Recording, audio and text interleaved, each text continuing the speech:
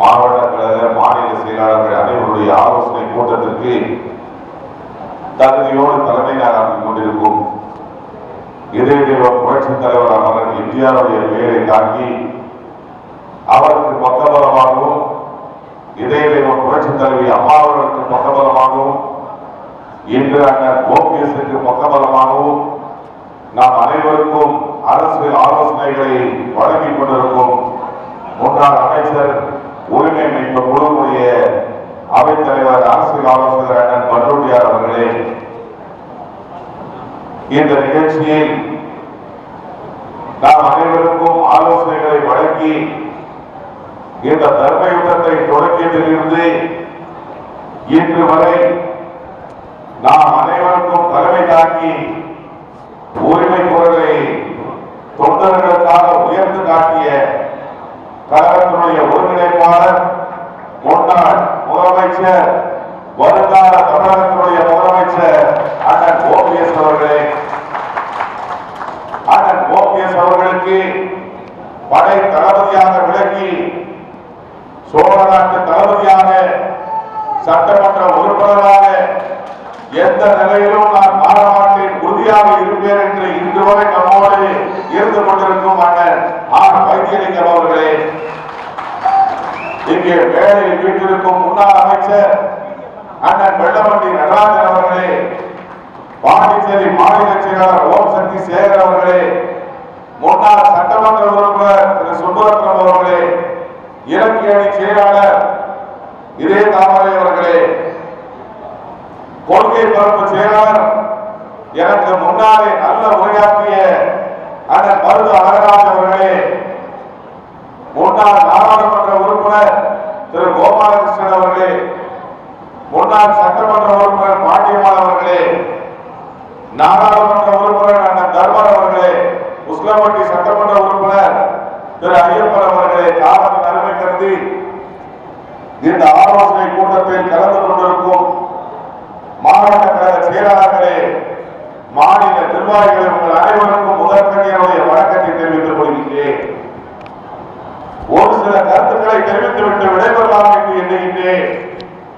அதிகம் பேச விரும்பவில்லை. காரணம், எனக்கு பின்னாலே அண்ணன் ஓபிஎஸ் அவர்கள், அண்ணன் வைத்தியலிங்கம் அவர்கள், நம்முடைய பெரியவர் அண்ணன் பண்டோட்டியார் அவர்கள் பேச இருக்கின்றார்கள்.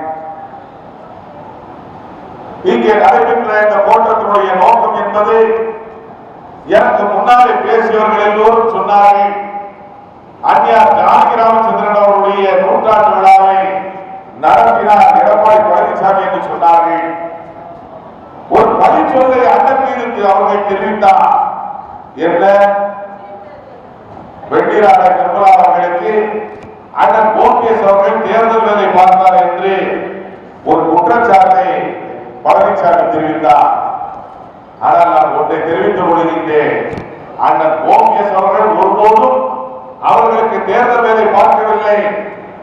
சமீபத்தில் நடந்த நூற்றாண்டு விழாவில் வெண்டிராடை நிர்மலாவுக்கு விருதை வழங்கியது எடப்பாடி பழனிசாமி என்பதை இங்கே நான் தெரிவிக்க கடமைப்பட்டிருக்கின்றேன். எப்படி நிலைப்பாடு மாறுகின்றது? ஜானகி அம்மையாரை குற்றம் சாட்டி ஜானகி அம்மையாரை மறந்த எடப்பாடி பழனிசாமி நூற்றாண்டு விழா நடத்துகின்றார். அதே போன்று வெண்டிராடை நிர்மலாவுக்கு அந்த ஓபிஎஸ் அவர்கள் தேர்தல் வேலை பார்த்தார் என்று சொல்லி குற்றம் சாட்டி அந்த நூற்றாண்டு விழாவிலேயே வெண்டிராடை நிர்மலாவுக்கு விருதை வழங்குகிறார். இந்த நிலைமைதான் அண்ணன் ஓபிஎஸ் உடைய அந்த அவர் மீது அவர்கள் போட்ட பழி இந்த தர்ம யுத்தத்திற்கும் விடை கிடைக்கும் காரணம், அண்ணன் ஓபிஎஸ் அவர்களை அழைத்து அண்ணா நீங்கள் இல்லை என்று சொன்னால் இந்த கட்சி இல்லை என்று சொல்லக்கூடிய நாள் வெகு தூரத்தில் இல்லை, உறுதியாக வரும் என்பதை நான் தெரிவித்துக் கொள்கின்றேன்.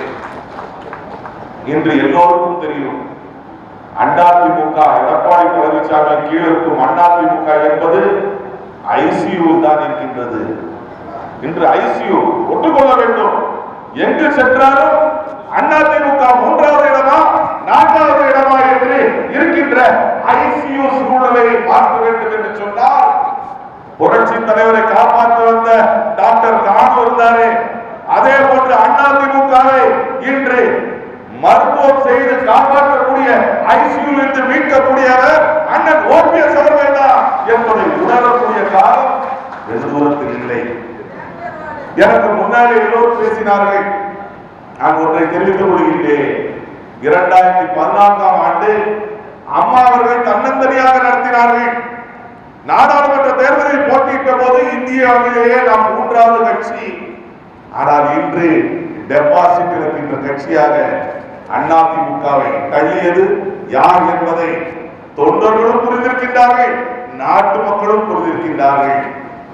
அதிமுகவுடைய வாக்கு வங்கி என்பது பிக்ஸட் டெபாசிட் 2 கோடி வாக்காளர்களை பெற்ற இயக்கம் அதிமுக இன்று டெபாசிட்டை இழக்குது என்று சொன்னால் தொண்டர்கள் அண்ணன் ஓபிஎஸ் பக்கம் தான் இருக்கின்றார்கள் என்பதை நிரூபித்து காட்டியிருக்கின்றோம் என்பதை தெரிவித்து, இவையெல்லாம் எல்லோருக்கும் தெரியும், தொண்டர்களுக்கும் தெரியும், மக்களுக்கும் தெரியும்.